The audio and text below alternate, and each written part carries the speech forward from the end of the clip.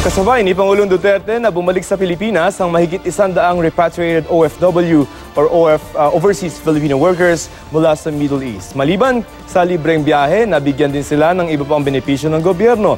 Ipinagmamalaki naman ng Pangulo na ito na ang pinakaproduktibo niyang biyahe sa ibang bansa mula nang maluklok siya sa pwesto. May report si Mav Gonzalez. Hindi mapigilang maiyak ng ilang repatriated OFW nang makauwi sa Pilipinas kaninang umaga. Kasabay ni Pangulong Rodrigo Duterte umuwi ang mahigit 100 OFW mula sa Middle East. Isa sa kanila si Aida, 17 taon na OFW sa Riyadh. Nakailang lipat siya ng trabaho at ilang beses ding tumakas dahil inaabuso ng amo niya. Isang beses dahil nahulihan sila ng cellphone ng mga kapwa niya kasambahay. Isinumbong din nila ako na may cellphone din.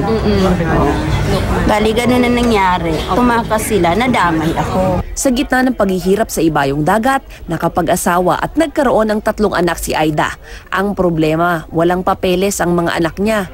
Pero sa pamamagitan ng amnesty program ng Saudi Arabia, nakauwi sila ng mga anak niya. Hindi ko pa may paliwanag. Ang saya, tuwa ko po. Ipinagmalaki ni Duterte na ito ang pinakaproduktibong biyahe sa ibang bansa mula nang maupo siya bilang Pangulo. We have an ongoing program for the repatriation of our distressed nationals. Pinapangako ko yan sa inyo. Gagawin natin araw-araw. We will have to spend money. I will look for the money. You can now be with your family and loved ones. We know your hard work and sacrifice. I have directed relevant government agencies to assist you as you turn in your chapter of your life. Salamat sa tulong na inyong naibigay sa bayan.